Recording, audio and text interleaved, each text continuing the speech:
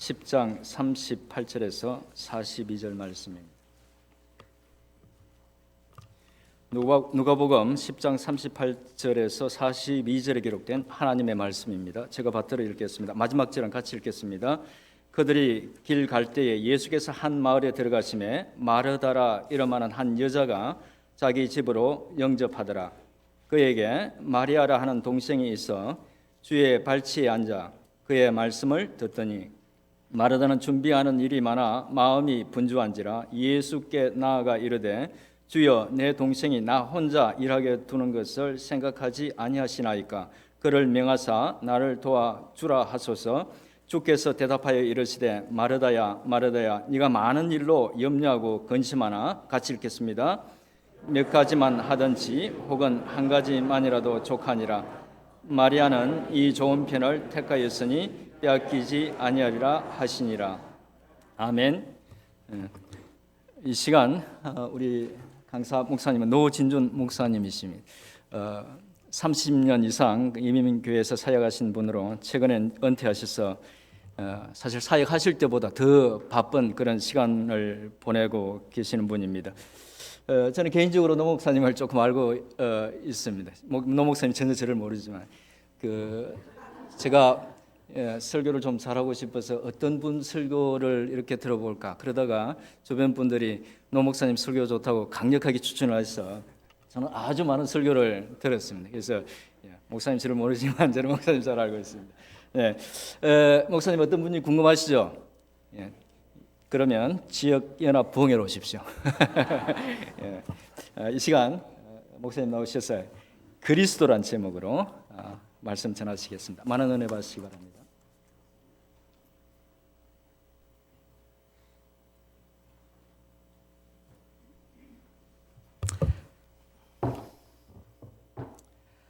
감사합니다.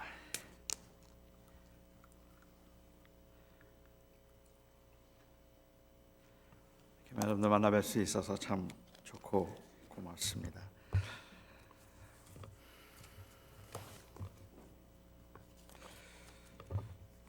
교회 생활을 오래 하시는 분들이나 기독교인의 가정 혹은 사업체에 가보면 하나님의 말씀 성경을 표구로 해서 걸어놓거나 아니면 성경 구절이 있는 달력이 있는 것을 보게 됩니다. 전혀 모르는 식당이나 사업처를 갔다가도 거기에 성경 구절을 표구해 놓은 것을 보면 이 집이 혹시 예수 믿는 집인가? 기독교인 가정인가 하고 그렇게 짐작을 하게 되기도 하죠. 이 표구된 말씀들은 그냥 선물로 받은 것일 수도 있겠고 아니면 그 가정의 가훈이나 좌우명일 수도 있겠고 마음의 소원이나 신앙 고백일 수도 있습니다. 그런데 여러분들이 아시는 것처럼 성경이라는 것은 원래가 스토리이고 어떤 경구들을 모아놓은 것이 아니기 때문에 이 성경 말씀을 본문에서 떼어서 따로 표구를 하다 보면 자칫 원래의 의미에서 벗어나거나 아니면 잘못 사용되는 경우들도 종종 있습니다. 아마도 가게나 사업처에 갔을 때 가장 많이 볼 수 있는 성경 구절이 있다면 욥기 8장 7절이 아닐까 생각합니다. 내 시작은 미약하였으나 나중은 심히 창대하리라 하는 말씀인데 사실 이 말씀은 참 위로가 되는 말씀이고 용기를 주는 말씀이라서 믿지 않는 사람들도 굉장히 좋아하는 말씀입니다. 그 해석상 적용의 다양성을 생각해 볼 때는 이런 말씀들을 표구로 해서 걸어 놓으면 안 된다고 말할 것은 아니지만 분명한 것은 내 시작은 미약하였으나 나중은 심히 창대하리라는 이 말씀은 하나님이 하신 말씀이 아닙니다. 하나님이 하신 약속도 아니었고 욥이 했던 고백도 아니었습니다. 오히려 이 말은 욥의 친구였던 빌닷이라고 한 사람이 한 말이었습니다. 욥의 친구들은 욥이 고난당하는 것을 보면서 굉장히 안타까워했습니다. 그래서 그들은 죄를 뒤집어 쓰고 일주일 동안을 금식하면서 욥을 위해서 기도할 정도로 그렇게 욥이 당하는 고난을 굉장히 안타까워하기는 했지만 그렇지만 그들이 가지고 있는 신학적인 전제에서 볼 때는 욥이 이렇게 고난을 당하는 건 틀림없이 죄가 있어서예요. 뭔가 죄가 있기 때문에 사람들은 알지 못하지만 하나님이 보시기에 합당하지 않은 뭔가가 그 안에 있기 때문에 하나님께서 그에게 징계를 내리신 것이라고 그 응징신학적인 입장에서 이해하고 있던 당시 사람들, 그리고 욥의 친구들은 그런 생각을 가지고 있었기 때문에 욥이 지금은 이렇게 고난을 당하고 하나님의 매를 맞고 있지만 그가 다시 회개하면 하나님께서 그를 또 돌이키실 것이라는 생각을 했습니다.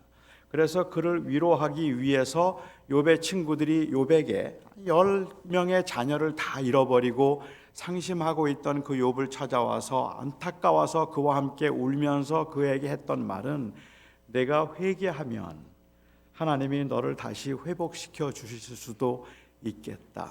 그런 의미에서 내 시작은 미약하였으나 나중은 심히 창대하리라고 말한 거죠.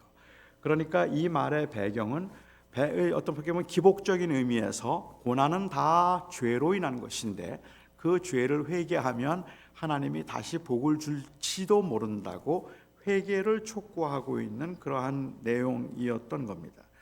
하지만 그의 말은 틀렸습니다. 욥기를 통해서 하나님께서 하고자 하셨던 말씀은 고난을 당하면 원망이나 불평을 해서는 안 된다는 것도 아닙니다.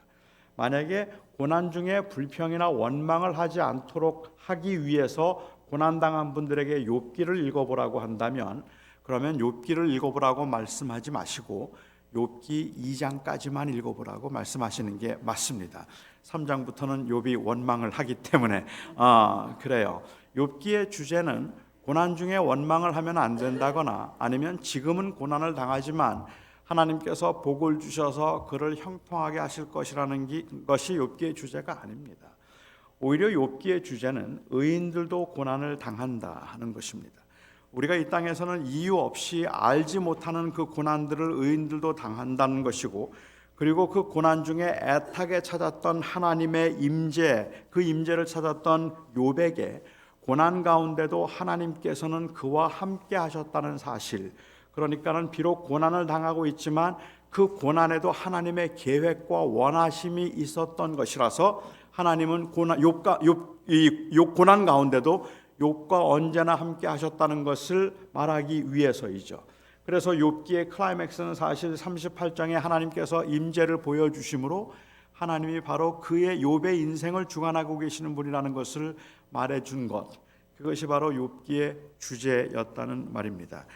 그러니까 빌닷은 기복적이고 응징신학적인 전제에서 회개를 하면 다시 복을 받을 수 있다는 의미로 내 시작은 미약하였으나 나중은 심히 창대하리라고 말한 것이죠. 저는 이 말씀이 하나님이 하신 말씀이 아니라 빌닷이 한 말인 줄 알면서도 이러한 이 말씀의 잘못된 해석에 대해서 교회가 관대하거나 아니면은 이런 잘못된 적용들을 그냥 묵인했던 이유가 혹시 세상에서 잘 되고 싶다는 그러한 욕망을 합리화시켰던 것은 아닐까 하는 그러한 생각도 하게 됩니다. 사업처나 가정에서 흔히 볼 수 있는 성경 구절 중에 또 다른 하나가 있다면 빌립보서 4장 13절 말씀입니다. 내게 능력 주시는 자 안에서 내가 모든 것을 할 수 있느니라. 이 말씀도 참 우리가 자주 볼 수 있는 말씀인데, 제가 이해하기에는 이 말씀 역시도 바울이 감옥에 있으면서 모든 상황 가운데서 하나님의 주권을 인정함으로 자족할 수 있게 되었다는 그러한 고백입니다. 그러니까 내가 비록 풍부에 처하든 빈곤에 처하든 가난에 처하든 나와 함께 하시는 그 하나님께서 내 인생을 주관하고 계시다면, 그렇다면 나는 그 안에서 오히려 만족할 수 있겠다는 그 자족에 대한 신앙의 고백입니다. 그런데 사람들은 마치 하나님의 능력 안에서 우리가 원하는 것은 다 이룰 수 있다는 의미로 이 말씀을 이해하거나 아니면 그렇게 받아들이기도 하고 이 말씀을 좋아하죠. 물론 하나님이 무엇이든지 다 할 수 있다는 것이 우리의 고백입니다. 하나님의 전능하심을 우리는 믿습니다. 하지만 많은 그리스도인들은 하나님의 능력에 의문을 갖는 것이 아니라 사실은 하나님의 의지에 의문을 갖고 있는 겁니다. 하나님께서 이 세인트루이스 장로교회를 미국에서 가장 큰 교회로 만드실 수 있을까요? 아멘. 만드실 수 있습니다. 하나님은 그렇게 전능하신 분입니다. 하나님은 이 세인트루이스 장로교회를 세계에서 가장 큰 교회로 만드실 수 있을까요? 아멘. 있습니다. 하나님께서는 여러분을 미국에서 가장 성공한 이민사회에서 가장 성공한 사업가로 만드실 수 있을까요? 있죠. 하나님은 여러분들이 지금 하는 학업 가운데서 가장 탁월하게 하셔서 최고의 학자가 되실 능력이 하나님에게 있을까요? 있죠. 우리는 하나님의 능력을 의심하지 않아요. 그런데 우리의 질문은 하나님이 해 주실까요? 과연 하나님이 해 주실까? 하나님에게 능력이 있지만 안 해주실 것 같아요. 그래서 세인트루이스 장로교회를 세계에서 가장 큰 교회로 만드실 것 같지는 않아요.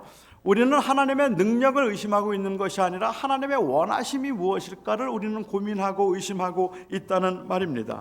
따라서 빌립보서 4장 13절 말씀을 가지고 전능하신 하나님께서 큰 교회를 짓지 못하며 전능하신 하나님께서 그러한 부흥을 가져오지 못하며 전능하신 하나님이 나를 왜 부자로 만들지 못하겠느냐고 말하는 것 역시도 욕망의 합리화로 보인다는 말입니다. 나의 원함을 이루고자 하는 뜻에서 말씀을 보는 것과 하나님의 원하심을 이루고자 하는 의도로 말씀을 보는 것에는 엄청난 차이가 있습니다. 바울은 결코 내가 원하는 것을 다 이룰 수 있다는 의미에서 그 말을 하지 않았습니다. 오히려 바울은 하나님의 원하심을 이루는 삶이라면 나는 어떤 것이라도 감사하다는 의미에서 이 말을 했을 뿐입니다. 저희 집에는 이런 표구된 성경 구절들이 없습니다. 말씀을 그렇게 사용하면 안 된다는 저의 신학적인 신념 때문에 그런 건 아니고 아무도 선물을 안 해줘서 그래서 저희 집에는 표구된 성경 구절이 없습니다. 요즘엔 좀 몇 개가 있어요. 선물해 준 분들이 몇 분 계셔서. 그런데 만일 저희 집을 하나님의 말씀으로 다시 리데코레이트를 한다면 어떤 말씀들이 적절할까요?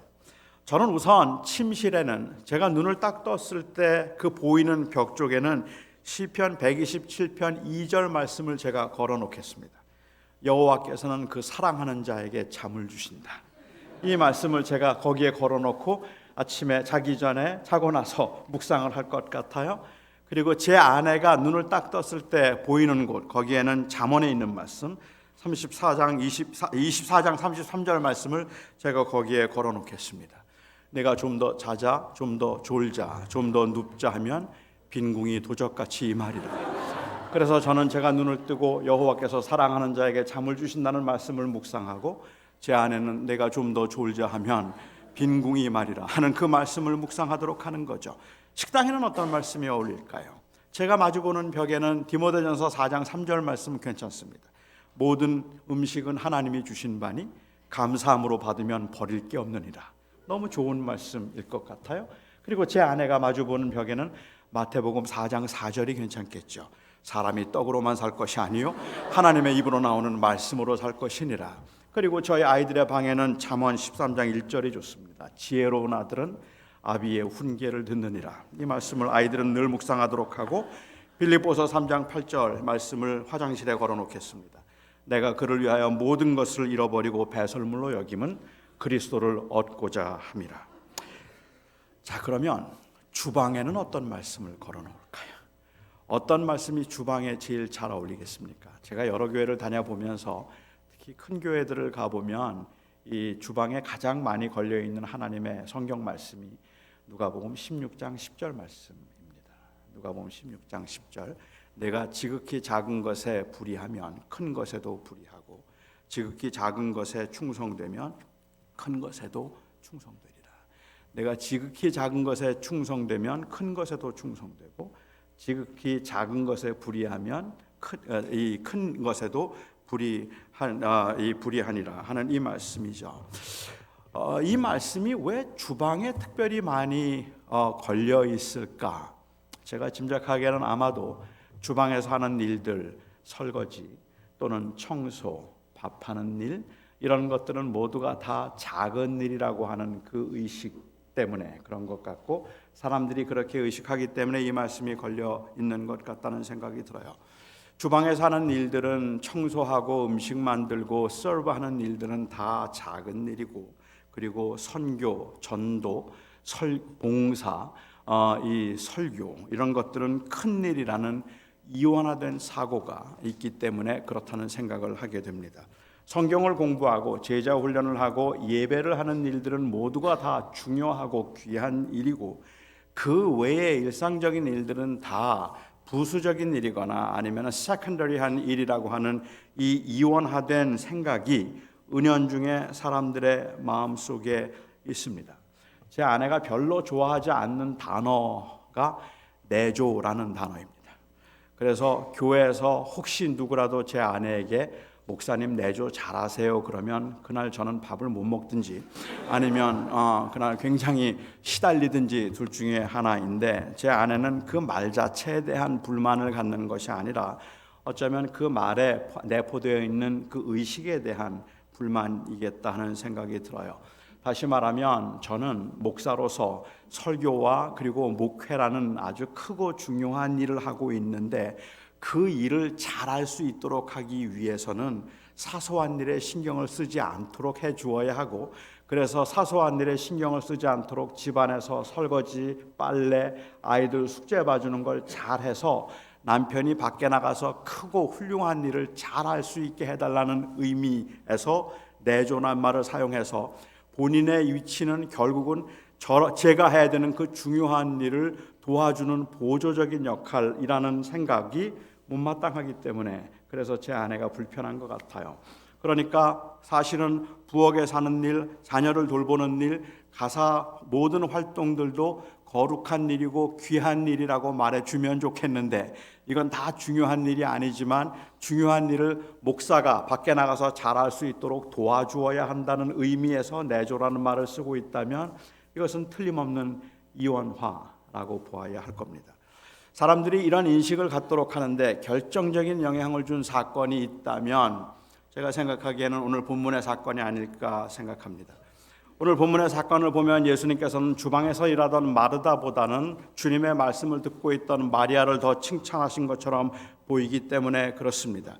마르다는 많은 일로 분주했지만 몇 가지 혹 한 가지만이라도 족하다고 말씀하시고, 마리아는 이 좋은 것을 취하였으니 좋은 편을 빼앗기지 아니하리라고 말씀을 하셔서 마리아가 취한 것이 마르다가 취한 것보다 더 좋다고 말씀을 하신 것이 마치 말씀을 듣는 것인 것처럼 이해를 하게 되는 경우도 있습니다. 정말로 마리아가 취한 좋은 것이 말씀을 듣는 것일까요? 저는 이 사건을 통해서 주님께서 말씀을 듣는 것 혹은 종교적인 일과 그 외의 일들을 구분하고 있는 이원화를 권장하고 있지 않다고 저는 생각합니다. 이 말씀을 이해하기 위해서는 사실은 이 말씀 이전에 나오는 선한 사마리아 사람의 비유를 먼저 좀 살펴볼 필요가 있습니다. 물론 이 선한 사마리아 사람의 비유와 마르다 마리아의 사건은 아무 상관이 없이 그냥 우연히 연결되어서 기록된 사건이라고 볼 수도 있겠지만, 제가 생각하기에는 두 사건이 함께 기록되어서 어떤 절묘한 균형을 이루고 있지 않을까라는 생각을 하게 됩니다. 한 율법학자가 예수님을 찾아왔습니다. 그리고 예수님에게 물었습니다. Lord, how can I attain eternal life? 내가 어떻게 하면 영생을 얻을 수 있습니까? 라고 물었어요. 그는 이미 그 답을 스스로 알고 있었기 때문에 구도적인 마음으로 답을 찾고자 물었던 것은 아니고, 사실은 자기의 의를 드러내고자 예수님을 시험하기 위해서 이 질문을 했습니다. 그가 예수님을 시험하고 자기의 의를 드러내려고 한다는 것을 주님께서는 아셨기 때문에 그에게 바로 대답을 하지 아니하시고 당신은 어떻게 이해하십니까? 라고 물었습니다. 당신은 어떻게 이해를 하시면 어떻게 하면 영생을 얻습니까? 그러자 율법학자는 서슴지 않고 대답을 하죠. 하나님을 마음을 다해서 사랑하고 이웃을 내 몸과 같이 사랑하라 하셨습니다. 그러면 영생을 얻습니다. 그리고 주님께서 말씀하시기를 그 말이 옳으니 가서 그대로 행하라라고 말씀하셨습니다. 이건 그 대답이 옳다는 의미가 아닙니다. 그가 한 대답이 사실은 옳은 건 아니었겠죠. 주님께서 말씀하셨던, 많이 요한복음에서 하셨던 어떻게 하면 영생을 얻는가라고 말하면 아버지께로 나로 말미암지 않고는 아버지께로 올 자가 없다고 말씀하셨을 것이고, 나를 믿는 자가 곧 하나님의 일을 하는 거라고 말씀을 하셨을 거예요. 그런데 오히려 율법학자의 그 의도를 알고 있었기 때문에 내 대답이 옳으니 가서 그대로 행하라고 이야기를 했습니다. 그대로 할 수 있겠느냐는 이야기를 하고 있는 거죠. 그리고 율법학자는 자신이 있었기 때문에 예수님에게 물었습니다. 그러면 누가 우리의 이웃입니까? 하나님을 사랑하는 건 자신이 있는데 이웃을 사랑하는 걸 확인하고 싶었는지도 모르겠어요. 누가 우리의 이웃입니까? 그래서 주님께서는 선한 사마리아 사람의 비유를 말씀하셨습니다. 이 선한 사마리아 사람의 비유의 말미에 나와 있는 이 질문이, 예수님의 반문이 저는 굉장히 샤프하다는 생각을 좀 했습니다. 누가 우리의 이웃입니까를 묻는 그에게 주님께서는 사마리아 사람의 비유를 말씀하시고 난 다음에 질문하시기를, 이 강도 만난 사람에게는 누가 이웃이 되겠느냐? 바꿔 이야기하면 이 강도 만난 사람은 누구를 이웃이라고 생각하겠느냐라고 그렇게 물으신 것입니다. 이건 오늘날 교회도 적용될 수 있다고 생각합니다. 교인들에게 물어보세요. 교회에 물어보세요. 누가 우리의 이웃입니까? 우리는 언제나 대답합니다. 가난한 사람이 우리 이웃입니다. 병든 자들이 우리 이웃입니다. 소외된 사람들과 외로운 사람들이 우리 이웃입니다라고 우리는 대답해요. 그게 우리가 가지고 있는 정답이에요. 그런데 정말로 가난한 사람들과 소외된 사람들에게 물어보세요. 그들은 교회를 이웃이라고 말하지 않아요. 교회는 그들을 찾아가 본 적이 없어요. 그냥 그들은 우리의 이웃이라고만 말할 뿐이지 사실은 그들이 우리를 이웃이라고 생각하느냐는 질문에는 답이 없다는 말입니다. 유대인들의 경우에 있어서는 누가 우리의 이웃입니까? 라고 하면 대답이 분명했어요. 창기들, 세리들, 이방인들, 절대로 우리 이웃일 수가 없어요. 우리 이웃은 하나님을 사랑하며 우리와 뜻과 마음을 같이 하는 자들이 우리의 이웃이라고 생각을 하고 있었던 거죠. 그러니까 이웃을 사랑하는 건 쉬워요. 나하고 맞지 않거나 아니면 내 생각에 틀린 사람들은 이웃이 아니라고 말하면 되는 거니까. 그런 그들에게 주님께서는 이 비유를 통해서 이 강도 만난 사람에게는 누가 이웃이 되겠느냐라고 말씀하시므로 너 그렇게 살 수 있겠느냐는 그들의 대답이 틀렸다는 것, 그리고 그 대답대로는 그들이 가서 행하라고 말씀하신 것처럼 그대로 행할 수 없다는 것을 말씀해 주기 위함에서 내 대답이 옳으니 가서 그러면 한번 해봐라 라고 말씀을 하셨다고 볼 수 있을 것 같습니다. 아무튼 주님께서는 선한 사마리아 사람의 비유를 말씀하셨는데, 이 선한 사마리아 사람의 비유를 보면 한 사람이 예루살렘에서 여리고로 내려가던 길에 강도를 만나서 거반 죽게 되었습니다.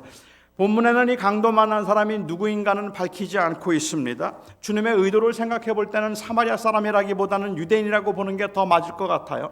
사마리아 사람이면 사마리아 사람이 사마리아 사람을 도와준 건 당연할 테니까. 하지만 유대인, 그 본문이 밝히지 않고 있으니까 한국인이라고 해도 크게 차이는 없습니다. 예수님은 이 비유를 예루살렘에서 여리고로 내려가는 길에 발생한 일로 설정하셨다는 것이 재미있습니다. 한 12마일 정도 되는 거리가 예루살렘에서 여리고까지의 거리인데, 길이 험하기로 소문이 났기 때문에 강도가 자주 출몰한다는 소문이 있었고, 그리고 그뿐만 아니라 여리고라고 하는 그 도시는 제사장들과 레위인들이 가장 많이 살고 있던 도시입니다. 그러니까는 험한 길이기도 하고 제사장과 레위인들이 가장 많이 사는 길에서 예루살렘에서 여리고로 내려가는 길에라고 말한다면, 여기에 나오는 제사장과 레위인은 예루살렘에서 종교적인 의무를 다한 후입니다. 그러니까 예배를 다 마치고 난 후에, 그리고 자기들의 집으로 돌아가는 길에 이 일이 발생했다고 보는 것이 맞는 것 같아요. 이들이 강도 만난 사람을 보고 불쌍히 여기지 않았을 리가 없습니다. 불쌍했겠죠. 거반 죽게 되었는데. 하지만 그를 도와주지 않았습니다. 너무 피곤했을 겁니다. 너무 무서웠는지도 모르겠습니다. 그런데 또 다른 가능한 이유가, 오늘 적어도 이 비유에서 주님께서 말씀하시려고 하는 의도를 볼 때는 종교적인 이유라는 거예요. 이들이 종교적인 의무를 다른 유대인이라고 설정하지 않고, 모든 일반 유대인을 말하지 않고 이 종교인들, 그러니까 이 바리새인, 이 제사장들과 레위인을 이야기하고 계신 것은, 이들이 종교적인 의무를 다해서 하나님을 마음과 뜻과 정성을 다해서 예배함으로 섬기고 난 후에 길을 가다가 가난한 사람을 만났고 병든 사람을 만났는데 그를 도와주지 않은 거예요. 이웃을 사랑하지 않은 겁니다. 그런데 이웃을 사랑하지 않은 이유 중에 하나가, 이들이 종교인이라는 것을 강조해 볼 때는 이들이 종교적 의무를 다했다는 것으로 자기들이 할 일을 다했다고 생각하고 있는 거죠. 이웃사랑과 하나님 사랑하는, 이 하나님 사랑하는 것을 가지고 있는, 거기에서 보여주는 그러한 그 긴장보다는 오히려 주님께서는 하나님을 사랑하는 것과 이웃 사랑하는 것을 대조해서 말씀하신 것이 아닐까라고 보는 게 충분히 가능하다는 말입니다. 이들은 종교적인 의무를 다했지만 이웃을 사랑하라는 일에 소홀했던 사람들입니다. 이웃을 사랑해서 그들의 필요를 채워주지 않은 채 종교적인 의무를 다함으로 하나님을 온 마음을 다해서 사랑했다고 고백하는 것의 문제점이 바로 이 사마리아 사람의 비유에 나와 있다는, 암시되어 있다는 말입니다. 그리고 나서 바로 이어서 이 마르다와 마리아의 사건이 기록되어 있습니다. 그러니까 이 사건을 보면서 말씀을 듣는 것, 다시 말하면 종교적인 행위를, 만약에 말씀을 듣는 것을 종교적인 행위로 본다면 말씀을 듣는 것이 주방에서 일하는 것보다 더 우선된다고 말하거나 말씀을 듣고 배우는 것이 사회 정의나 일상적인 책임보다 우선된 것이라고 말하는 것은 선한 사마리아 사람의 비유와 명백하게 상충된다는 말입니다. 그러니까는 선한 사마리아 사람의 비유대로 한다면은 우리가 여기에서 그냥 말하는 것처럼 주방에서 힘들게 일하는 사람을 도와주지 않은 채 하나님의 말씀만 듣고 있는 것을, 그것이 더 귀한 일이라고 말하고, 정말 힘들어하고 어려워하는 사람들, 혼자 일하는 게 얼마나 힘든데요, 얼마나 피곤한데요, 그런데 그를 도와주지 않고 그냥 말씀을 듣고 있는 그 모습을 주님께서 잘했다고 말씀하신다면 저는 선한 사마리아 사람의 비유하고 명백하게 그 말씀에 어긋나는 교훈이라고 생각해요. 주님께서는 이 마르다와 마리아의 이야기를 통해서 이런 이원화된 생각을 권장하셨다고 볼 수 없습니다. 누가는 그냥 한 마을이라고 했지만 요한복음을 보면 여기는 베단이라는 마을이었습니다. 주님은 명절에 예루살렘에 방문하실 때마다 한 1.2마일쯤 떨어져 있던 베단이라고 하는 곳에 자주 들르셨습니다. 그곳에는 주로 가난한 사람들이 많이 모여 사는 곳이라고 소문이 난 곳이기도 했는데, 그 집에 방문하실 때마다 주님께서는 그가 정말로 사랑했던, 요한이 증언하는 것처럼 나사로와 마르다와 마리아를, 그 집을 주님께서 자주 방문하셨을 것이라고 어렵지 않게 짐작할 수 있습니다. 한글 성경에서는 마르다가 언니라고 기록이 되어 있어요. 아마도 예수님을 영접한 주체로 마리아를 말하는 것 같기 때문에 마리아를 언니라고 그렇게 우리는 번역을 한 것 같은데, 원어 성경에는 누가 언니인지 모릅니다. 그냥 자매입니다. 그런데 우리 문화에서는 자매, 형제라는 말, 이것보다는 우리는 분명하게 아래 위를 밝혀야 모든 게 편해집니다. 그래서 그냥 자매님이라고 말하는 것보다 언니라고 말해야 되고, 그리고 형이라고 말을 해야지 형제님이라고 말하면 이거는 불편해요. 그래서 우리는 제일 먼저 만나면 그냥 궁금해지는 게 누가 더 나이가 많을까, 나일까, 그 사람일까를 알고 싶어하는 그런 문화적 배경도 좀 있어요. 그런 의미에서 어쩌면 마르다가 언니일 거라고 전제하고 마르다를 언니라고 번역했는지도 모르겠어요.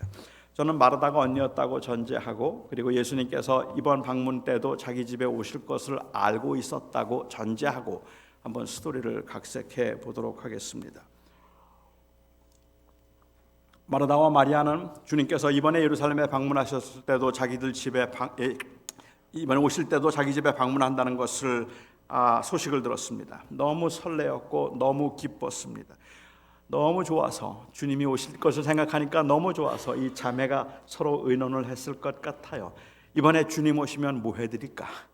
뭘 해드리면 주님 피곤하고 참 시장하실 텐데 뭐 해드리면 좋을까? 지난번에 보니까 탕수육 좋아하시더라. 이번에 오셨을 때 탕수육 팔보채 해드리면 어떨까? 그래, 그거 참 좋겠다. 그런데 한 자매가 또 말해요. 지난번에 우리 탕수육 팔보채 해드렸으니까 이번에는 갈비냉면이 어떨까? 갈비냉면? 그것도 좋겠네. 주님 갈비냉면 좋아하시겠다. 그래, 우리 갈비냉면 해드리자. 그래, 정말 좋을 것 같아. 자매들이 서로 박수를 치며 좋아합니다. 그런데 갈비냉면은 좀 심심하잖아. 그래도 역시 냉면에는 만두 아닐까? 우리 만두도 해드리면 어떨까? 주님께서 만두도 좋아하실 것 같아. 그래, 만두도 해드리면 정말 좋겠다. 그런데 만두만은 좀 그렇고 빈대떡 어때? 빈대떡도 냉면엔 딱 맞는 거지. 빈대떡도 괜찮겠네.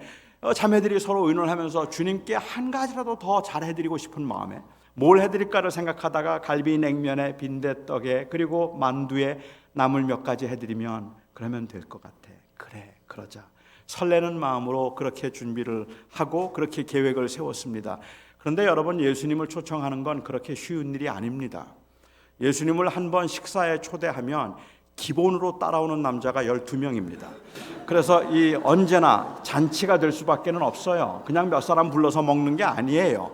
12명이 한꺼번에 따라오지요. 그뿐만 아닙니다. 그 동네에 있는 가난한 사람들, 아픈 사람들 주님께 기도받아 보겠다고 한 번씩 오겠죠. 동네 유지들 찾아오지요. 어김없이 잔치가 되는 겁니다. 이건 보통 힘든 일이 아닌 거예요.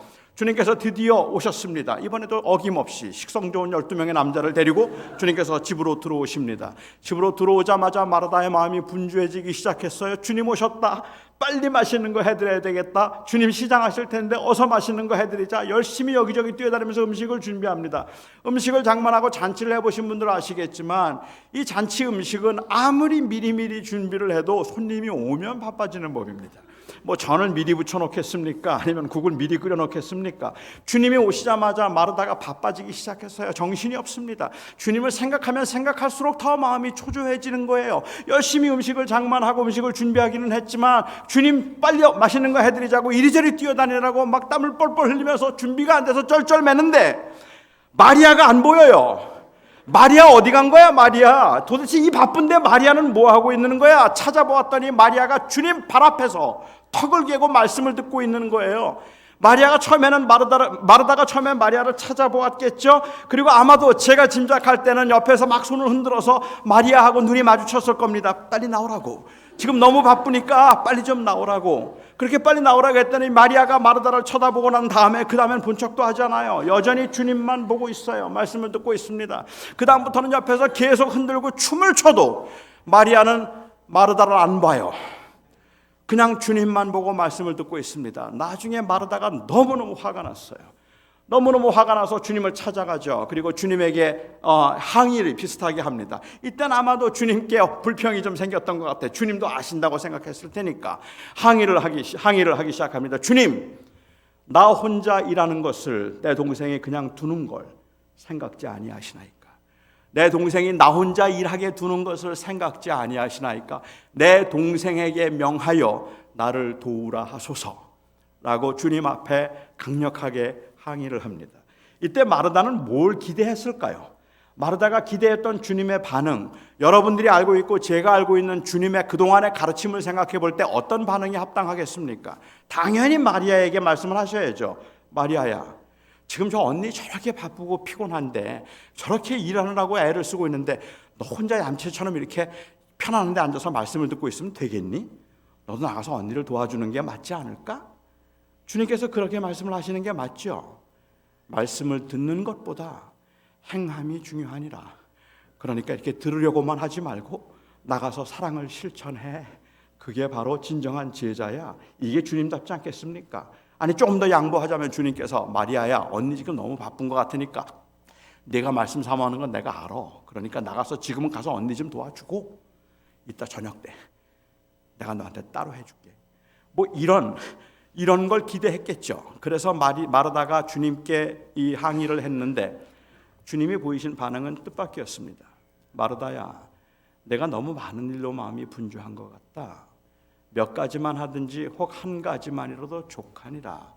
마리아는 좋은 편을 택하였으니 그것을 뺏기지 않을 거야 라고 말씀을 하셨습니다.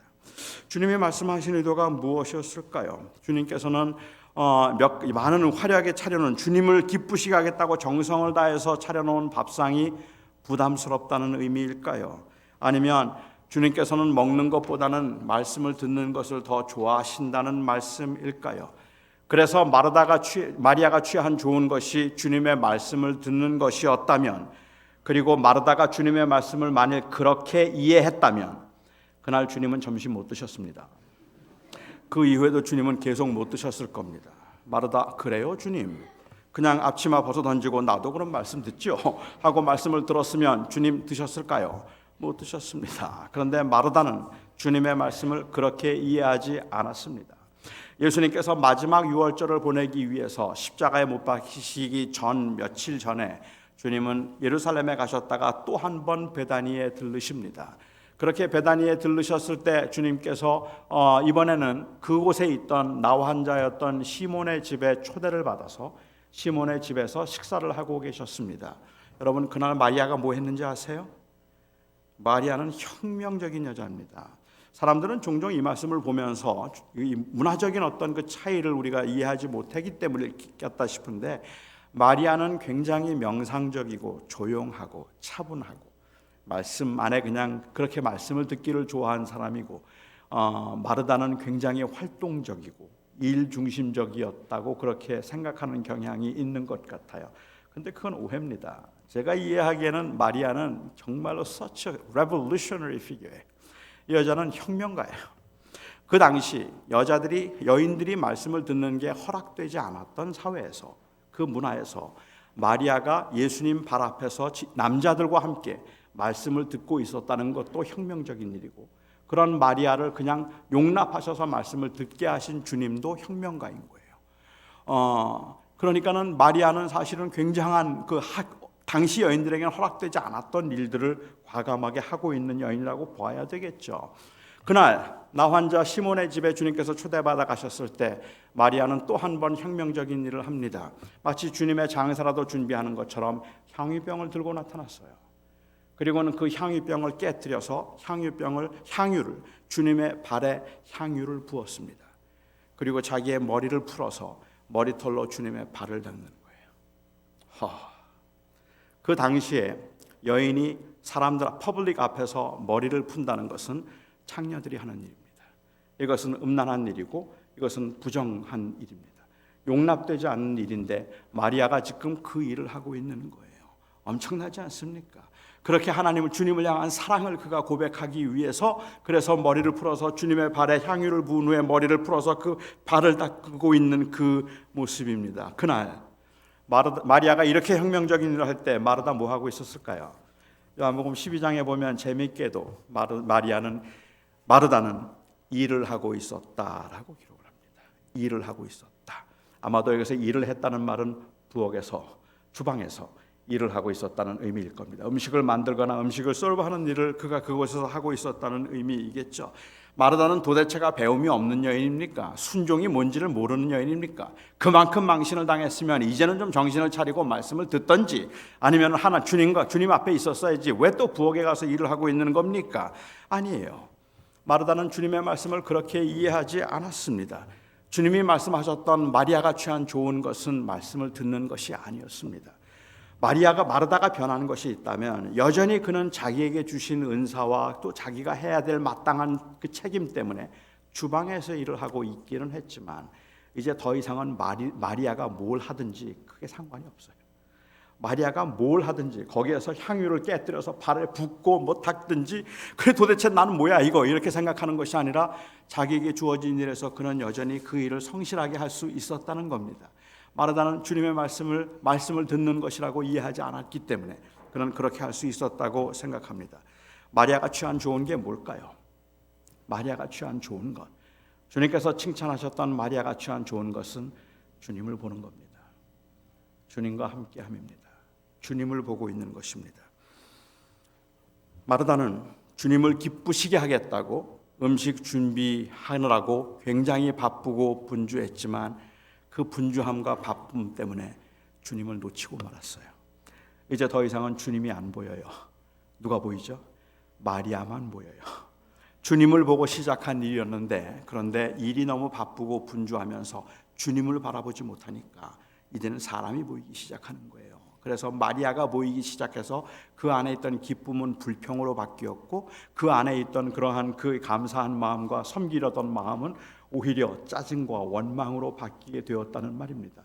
난 이렇게 애를 쓰고 있는데 왜 도대체 나를 도와주지 않는 거야? 왜 아무도 나를 알아주지 않는 거야? 내가 얼마나 수고하고 있는데. 처음부터 그 생각 아니었어요. 처음에는 그냥 주님 섬기겠다고 했어요. 주님께서 주신 그 은혜에 감사해서 내가 무엇이든지 하겠습니다. 어떻게든지 주를 섬기겠습니다. 그렇게 주님을 열심히 섬기는데 그 일이 고되지고 피곤해지고 무거운 짐이 되기 시작하는 순간부터, 어느 순간부터인지 주님은 없어요. 그냥 도와주지 않고, 그러면서도 다른 사람들에게 인정받고 있는 사람들이 더 보이기 시작하는 거예요. 나는 이렇게 죽도록 고생을 했는데, 나는 이렇게 정말로 헌신적으로 사역을 했는데, 그런데 왜 우리 교회는 부흥하지 않는 거지? 왜 우리 교회는 성장하지 않는 거지? 왜 어떤 교회는 대충대충 설렁설렁 하는 것 같은데도 그렇게 성장하는 거지? 처음에는 교회 성장이 목적이 아니었는데, 처음에는 그렇게 해서 내가 얼마나 유명한 사람이 되는가 하는 것이 목적이 아니었는데, 어떻게 하면 주의 말씀을 잘 가르치고 잘 전할 수 있을까 하는 것만이 내 인생의 목적이고 사역의 목적이었는데, 어느 한순간부터인지 그런 주님은 없어요. 그냥 눈에 보이는 성과, 눈에 보이는 그 손에 잡히는 것들만 보게 되더라는 말입니다. 저는 26년 동안 담임 목회를 했습니다. 17년 한 교회에서 사역하고 8년, 9년 한 교회에서 사역하고 은퇴했습니다. 26년 목회를 하고 은퇴를 한 저에게 많은 후배들이 목회를 하면서 가장 힘들었던 게 뭐냐고 물어요. 저는 글쎄요, 여러 가지 많은 힘든 것들이 있겠지만 요즘 생각해 보면 목회를 하면서 가장 힘들었던 것은 주님만 보는 게 가장 힘들었습니다. 사람들이 보이는데 교회가 좀 성장하기 시작하면 저는 그 성장에 눈이 어두워서 그래서 그것만 봤고요. 교회가 잘 자라지 않을 때는, 아니 이웃 교회가 더 클 때는 그 교회가 왜 더 커야 하는지 그게 도저히 이해가 되지 않아서 그래서 그것들만 보이느라고 주님이 보이지 않았어요. 제가 정말로 사역을 하면서 기뻐하고 감격하고 감사했던 것들은 어쩌면 그냥 제가 주님 때문에 이 아무것도 아닌 나를 하나님이 사랑하셔서 하나님께서 나에게 또 이러한 엄청난 일을 맡기셨으니 내가 주 앞에 충성스러운 증인으로 발견되는 것, 그게 나의 기쁨입니다. 이런 마음으로 시작했는데 그것 때문에 기뻐했던 시간들보다는 교회가 커서 기뻐하고 내가 인정받아서 기뻐하고 내가 인정받지 못해서 슬퍼하는, 사람 때문에 울고 웃는 일들이 제 목회에서는 훨씬 더 많았단 말입니다. 그게 저에게는 가장 큰 유혹이 있다고 여겼다고 말할 수 있을 것 같아요. 저는 현대 교회가 이런 마르다의 실수를 범하고 있다고 생각합니다. 그리스도의 영광을 위해서 사역을 시작했지만 조금 더 많은 사람들을 우리가 사랑하고 우리가 알고 있는 그 주님의 사랑을 경험하도록 하기 위해서 우리가 열심히 전도하겠다는 마음으로 교회를 섬기지만 어느 때부터인지요 너무 분주해졌어요. 너무 하는 일이 많아요. 사실 하는 일이 많다는 건 그렇게 문제가 되지 않습니다. 주님을 위해서 한 가지라도 더 좋은 음식을 준비해서 대접하고자 하는 게 문제가 될 리가 없겠죠. 그런데 언제부턴지 그 일이 부담스러워지고 무거운 짐이 되기 시작한 것이 문제이고, 그러다 보니까 함께하지 않는 사람들, 도와주지 않는 사람들이 섭섭해지기 시작했다는 게 문제입니다. 아니 어쩌면 그것보다 더 본질적인 문제는 주님을 기쁘시게 하기 위해서라고 명목으로 시작한 그 일이 결국은 자기의 성취와 자기의 의가 되어서 그것이 성공이 목표가 되고 형통이 동행의 증거가 되고, 그러므로 주님을 놓치게 되었다는 것이 문제입니다. 저는 교인들에게 목사는 마리아가 될 수 있다고 생각합니다. 목사 때문에 주님 못 보는 사람들 많더라고요. 저는 목회자에게는 마리아가 될 수 있다고 생각합니다. 마리아가 틀렸다는 이야기를 하는 게 아니잖아요. 주님을 바라보는 시선을 가리게 만드는 것들이죠. 성장도 부흥도 마리아가 될 수 있고, 경건 훈련도 선교도 마리아가 될 수 있습니다. 모두가 다 중요하고 필요한 것들이지만 그런 것들이 그리스도를 바라보는 우리의 시선을 가리게 할 때입니다. 우리가 주님을 온전히 바라보지 못할 때 그렇습니다. 어느 한 외로운 할머니가 말벗이 필요했습니다. 그래서 애완용 동물 가게에 가서 앵무새를 한 마리 샀어요. 앵무새를 사면서 주인에게 거듭 확인했습니다. 제가 외로워서 지금 앵무새 사는 겁니다. 이 앵무새가 말 잘해야 됩니다. 앵무새 말 잘하죠. 그러니까는 주인이 아주 확실하게 얘기합니다. 너무 말이 많아서 탈입니다.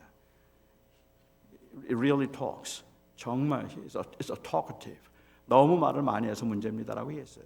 할머니가 이 앵무새를 사가지고 왔습니다. 다음날 할머니가 가게를 찾아오셨어요. 할머니가 말합니다. The parrot doesn't talk. 앵무새가 말을 안 하네요. 아, 그렇습니까? 혹시 새장 안에 거울 있나요? 거울 없는데요. 새들은 거울을 보면 마치 친구하고 이야기하는 것처럼 말을 많이 합니다. 그러니까 거울을 하나 사가세요. 거울을 사가지고 갔습니다. 다음날 할머니가 또 찾아오셨어요. 또 말합니다. 새가 아직도 말을 하지 않아요. 그래요. 혹시 새장 안에 사다리 있나요? 사다리 없는데요. 새들은 사다리를 오르락내리락 하다 보면 그러면 기분이 좋아져서 말을 하기도 합니다. 그러니까 사다리를 오르락내리락 하면 말을 할 거예요. 사다리 하나 사가시죠. 사다리 사갔어요. 다음 할머니가 또 오셨습니다. 아직도 말을 안 해요. 아유 정말 미안합니다. 혹시 새장 안에 그네 있나요? 아니요, 그네 없는데요. 새들은 그네를 타면 기분이 좋아집니다. 그러면 틀림없이 말을 할 겁니다. 마음에 내키지 않았지만 그네를 사갔습니다. 다음날 할머니가 다시 오셨어요. 안색이 완전히 달라지셨습니다. 주인이 묻습니다. 새가 말하던가요? 아니요, 새가 죽었어요. 아이고 정말로 미안합니다. 정말. 근데 새가 죽을 때까지도 정말 한마디도 하지 않았단 말이에요. 주인이 말합니다. 아니 죽으면서 한마디 하고 죽더라고요. 그래요, 뭐라고 하던가요? 새가 죽으면서 말하기를 그 가게에 먹을 건 안 팔던가요? 그 말 한마디 하고 죽었습니다. 물론 유머예요. 그렇지만 말도 안 되는 이야기이긴 하지만 이 새는 굶어 죽은 겁니다.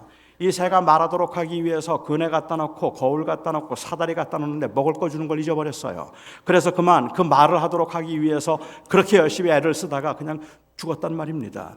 저는 오늘날 교회가 교회를 성장시키기 위해서, 교회를 부흥시키기 위한 명목으로 교인들이 정말 열심히 헌신적으로 일을 하고 있는데, 거울 갖다 놓고 그네 갖다 놓고 사다리 갖다 놓고 있는데 그 안에서 예수가 질식하고 있단 말입니다. 그 안에 기쁨을 잃어버리고 있어요. 구원에 대한 즐거움이 없어요. 내가 이 자리에 왜 있는지에 대한 그러한 기쁨을 언제부턴지 다 잃어버리고 그냥 사람들이 보기 싫고 사람들 때문에 일하는 경우들이 너무 많다는 말입니다. 지금까지 교회를 다니면서 참 많은 분들을 제가 만나 배웠는데 너무 많은 분들이 마음에 닫혀 있어요. 제가 목회를 하면서도 너무 많은 분들이 마음에, 사람에게 닫힌 마음 때문에 주님에게도 마음을 열지를 못해요. 그냥 교회에 나오기는 하지만 아무런 기대도 없어요. 주를 향한 사랑, 주를 향한 열심, 아니 그런 거 사람들에게 보여지기 시작하면 오히려 더 힘들어진다고 생각을 하는 것 같아요. 여러분들은 어떠십니까? 혹시 여러분들의 마음이 닫혀 있는 거 아닙니까? 나 절대로 아무것도 안 할 거야. 나한테 아무것도 시키지 마. 나 그 인간들 때문에, 나는 그 사람들 때문에 난 아무것도 할 수 없어. 내 안에 나로 하여금 숨쉬게 하고 움직이게 만들고 죽도록 주께 충성하도록 만들었던 그 은혜는 사라지고 내 앞에 그냥 마리아만 여기저기 놓여 있어서 나는 그들 때문에 아무것도 하기 싫어. 그게 우리의 모습이 아니냐는 말이에요. 그게 우리 교회의 모습이 아니냐는 말이에요. 굉장히 바쁜데, 굉장히 일이 많은데, 다시 말씀드립니다. 일이 많고 바쁘다는 건 문제가 되지 않아요. 하지만 정말 문제가 되는 것은 그것들 때문에 자칫 주를 놓쳤다는 겁니다. 주님을 볼 수 없다는 겁니다. 여러분들은 지금도 주님을 보고 계십니까? 고난 가운데 있지만, 환난 가운데 있지만, 그리고 굉장히 힘들고 버거워서 마음에는 상처로 인한 그냥 딱지가 더덕더덕 붙어 있지만, 그럼에도 불구하고 나 주님 보고 싶습니다. 나 주님과 동행하고 싶습니다. 예수만 내 생명이고 예수만 내가 이 자리에 있는 이유입니다. 그 고백이 여전히 살아있습니까? 마리아가 취한 좋은 것은 말씀을 듣고 있는 것이 아니라 주를 보고 있는 겁니다. 마르다의 문제는 주님을 기쁘시게 하겠다고 시작했던 일이 바쁨과 분주함 때문에 마리아를 더 보기 시작했다는 것이 문제입니다. 우리는 어떤 상황에서도, 환난에서도 고난에서도 잘 되고 형통해서 걱정할 게 없을 만큼 모든 사람들에게 내가 얼마나 요즘 잘 나가는지 말해주고 싶은 충동을 느끼는 그러한 현장에서도 우리는 절대로 주를 놓치고 싶지 않은 겁니다. 주님을 보고 싶은 겁니다. 그 마음이 여러분들의 마음이고 저의 마음입니다. 우리가 취한 좋은 것 빼앗기지 않기를 바랍니다. 기도하겠습니다. 사랑하는 나의 아버지 하나님,